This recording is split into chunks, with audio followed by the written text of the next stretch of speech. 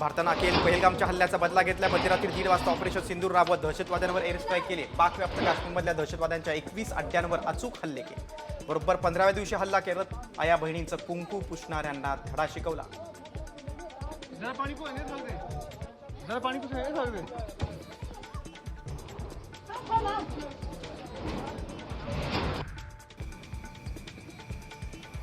भारतानं सीमेपलीकडच्या हल्ल्याला प्रत्युत्तर दिलं। ही कारवाई अत्यंत जबाबदारीने करण्यात आली। दहशतवाद संपण्यासाठीचं उचललेले पाऊल असल्याचं परराष्ट्र सचिव विक्रम मिसरी यांनी म्हटलंय। ऑपरेशन सिंदूर नंतर भारतीय लष्करानं पत्रकार परिषद घेतली, त्यात ते बोलत होते।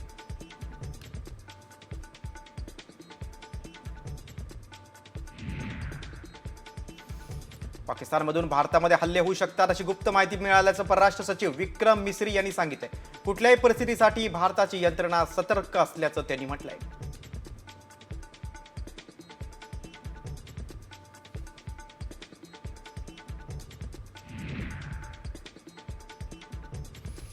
भारतानं एअर स्ट्राईकमध्ये पूर्णपणे अनियंत्रित कारवाई केली आहे। दहशतवाद्यांच्या तळांवर नियंत्रित हल्ले केलेत, मात्र पाकिस्ताननं आगळीक केल्यास भारतीय लष्कर त्याला उत्तर देण्यासाठी पूर्णपणे सज्ज असल्याचा थेट इशारा विंग कमांडर ओमिका सिंग यांनी दिला।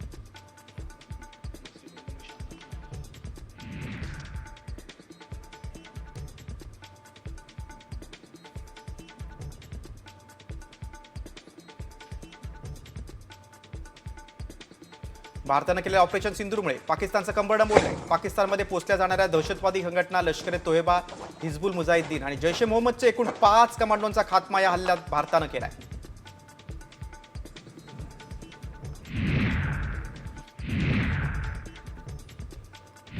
भारतानं केलेल्या ऑपरेशन सिंदूरमुळे पाकिस्तानचं कंबरडं मोडलंय। पाकिस्तानमध्ये पोचल्या जाणाऱ्या दहशतवादी संघटना लष्कर ए तोयबा, हिजबुल मुजाहिद्दीन आणि जैश ए मोहम्मदचे एकूण 5 कमांडोंचा खात्मा या हल्ल्यात भारतानं केलाय।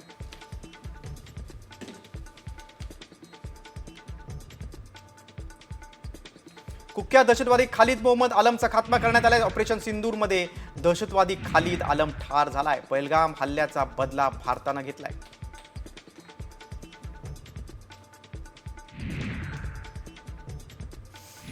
लष्कराच्या 2 कमांडरचा ऑपरेशन सिंदूरमध्ये खात्मा करण्यात आलाय। लष्कराचे कमांडर अब्दुल मलिक, मुदस्सीर हल्ल्यात ठार झालेत।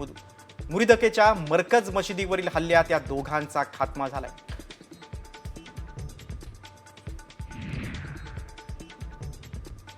भारताच्या एअर स्ट्राईकमध्ये दहशतवादी याकूब मुगलचा खात्मा झाला। याकूब मुगल बिलाल टेरर कॅम्पचा म्होरक्या होता।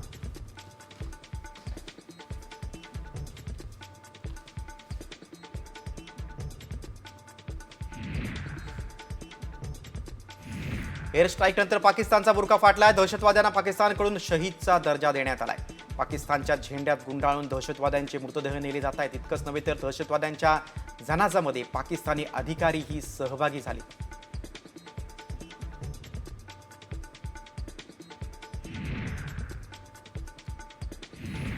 कुख्यात दहशतवादी मसूद अझरच्या कुटुंबातील 14 जणांचा खात्मा झाल्याची सूत्रांची माहिती आहे। कुख्यात दहशतवादी रऊफ असगरचा मुलगा हुझैफाचा खात्मा झाल्याचं समोर येतं।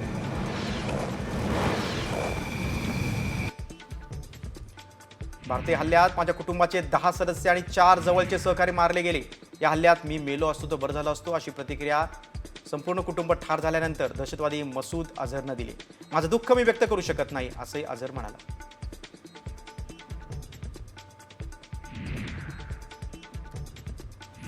जैश ए मोहम्मदचं मुख्यालय बहावलपूरवर सैन्यानं हल्ला केला होता आणि ते उद्ध्वस्त केलं। जैशच्या याच मुख्यालयाची हल्ल्यापूर्वीची आणि हल्ल्यानंतरची दृश्य आमच्या हाती लागली। यहाँ 1000 के करीब लोग नमाज पढ़ते थे। अल्लाह इनको बारक करे। हिंदू पलीद ने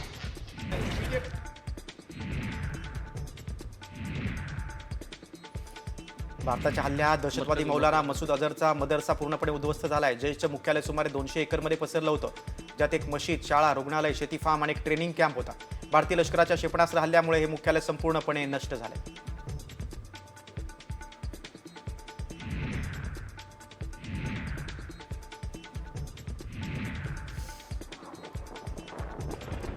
भारताच्या हल्ल्यानंतर पाकिस्तान आक्रमक झालाय। पाकिस्तान सरकारनं लष्कराला पूर्ण मोकळीक दिली। हल्ल्याला प्रत्युत्तर देण्याचे सर्वाधिकार पाकिस्ताननं लष्कराला दिल्याची माहिती मिळते।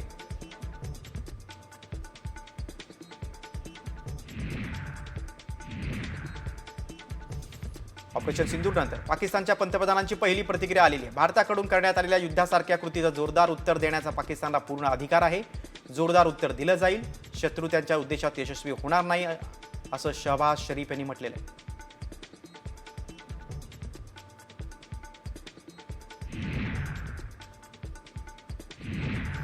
भारताच्या कारवाईनंतर पाकिस्तान घाबरलाय. भारतानं कारवाई थांबवली नाही तर पाकिस्तान देखील पाऊल उचलणार असं आवाहन पाकिस्तानचे संरक्षण मंत्री ख्वाजा आसिफ यांनी केले. याचा अर्थ पाकिस्ताननं नमती भूमिका घेतल्याचं दिसतं.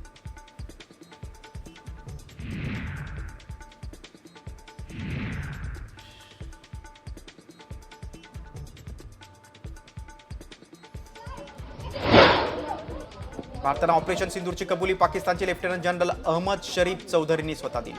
भारतीय सशस्त्र दलाने ऑपरेशन सिंदूर सुरू केलंय, ज्यामध्ये पाकिस्तान आणि पाक व्याप्त जम्मू काश्मीरमधील दहशतवादी तळांना उद्ध्वस्त करण्यात आले. जिथून भारताविरुद्ध दहशतवादी हल्ले नियोजित आणि निर्देशित केले जात होते असं संरक्षण मंत्र्यांच्या अधिकृत निवेदनात म्हटलं.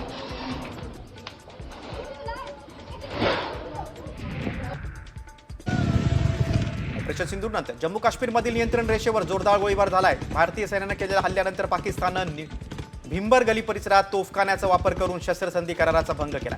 भारतीय सैन्यानं याला संयमित आणि समतोल पद्धतीनं प्रत्युत्तर दिलं. भारतीय सैन्याच्या ऑपरेशन सिंदूरनंतर पाकिस्तानच्या कुरापती सुरू झाल्या. जम्मूतल्या पूंछमध्ये पाकिस्तान हल्ला केला. 38 सीआरपीएफ कॅम्पसमध्ये बॉम्ब हल्ला करण्यात आला. पाकिस्तानच्या हल्ल्यात भारतीय सैनिक जखमी झाले.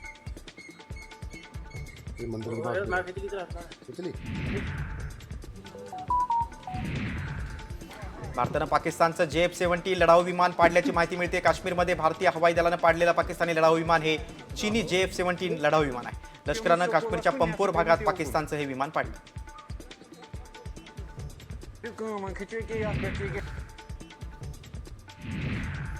भारताच्या लष्करी शक्ती आणि रणनीतीसमोर पाकिस्तानची चीनी HQ-9 हवाई संरक्षण प्रणाली पूर्णपणे निरुपयोगी ठरली. भारताच्या S-400, राफेल, सुकोई आणि ब्राह्मोस सारख्या प्रगत प्रणालींनी केवळ पाकिस्तानच्या हवाई संरक्षणालाच नष्ट केलं नाही, तर चीनी वस्तूची चमक केवळ दिखाव्यापुरती मर्यादित आहे हे देखील सिद्ध केलं.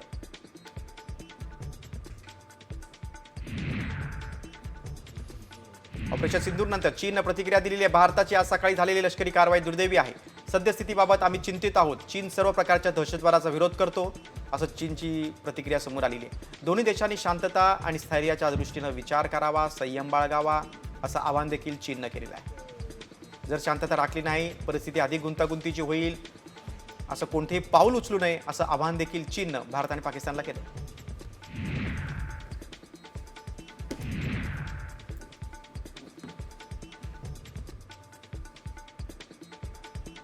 भारताचे राष्ट्रीय सुरक्षा सल्लागार अजित डोवाल आणि चीनचे परराष्ट्र मंत्री वांग यी यांच्यात चर्चा झाली.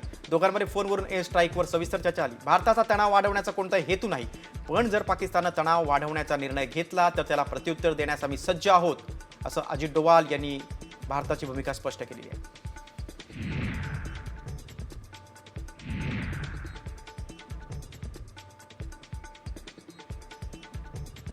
भारताच्या ऑपरेशन सिंधूर नंतर नरेंद्र मोदींनी परदेश दौरा रद्द केलाय. नरेंद्र मोदींनी क्रोएशिया, नॉर्वे आणि नेदरलँडचा दौरा सध्यासाठी पुढे ढकलण्याचा निर्णय घेतलेला आहे.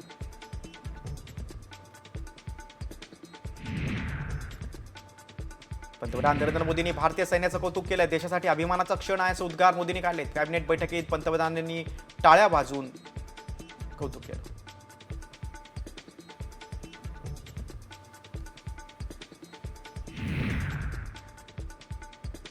ऑपरेशन सिंधूर नंतर राष्ट्रवादीचे सर्वेसर्वा शरद पवार यांनी पंतप्रधान नरेंद्र मोदींशी चर्चा केली. पवारांनी मोदींसोबत स्ट्राईकबाबत चर्चा केल्याची माहिती समोर आली आहे. मोदी यांच्यासह देशाचे संरक्षण मंत्री राजनाथ सिंह यांच्याशी देखील शरद पवारांनी फोनवरून चर्चा केली.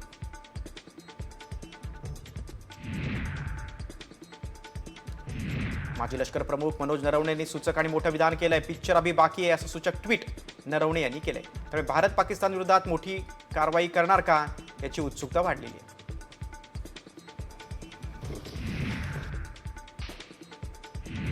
ऑपरेशन सिंदूर फत्ते झाल्यानंतर आता सूत्रांच्या माहितीनुसार केंद्रीय गृहमंत्री अमित शहा यांच्याकडून सैन्याला नव्या सूचना मिळाल्या.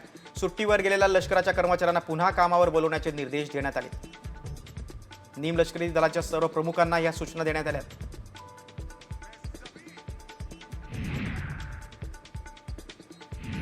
अटारी वाघा सीमेवर भारत आणि पाकिस्तान यांच्यातील रिट्रीट सेरेमनी आज प्रेक्षकांसाठी रद्द करण्यात आला. पेहलगाम हल्ल्यानंतर भारत आणि पाकिस्तानमधील तणाव लक्षात घेता नेहमीच्या पद्धतीनं ही रिट्रीट सेरेमनी पाहण्यासाठी कमी पर्यटक येत होते. उशिरा झालेल्या हवाई हल्ल्यानंतर रिट्रीट सेरेमनी प्रेक्षकांसाठी आता तात्पुरता बंद करण्यात आला.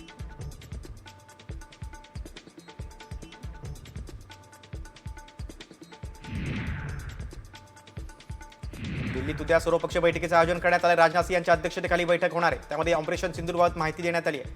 अमित शहा, किरण रिजिजू बैठकीसाठी उपस्थित राहणार आहेत. या बैठकीचं ठाकरे गटाला देखील आमंत्रण देण्यात आलेलं आहे. खासदार अरविंद सावंत बैठकीला उपस्थित राहणार आहेत.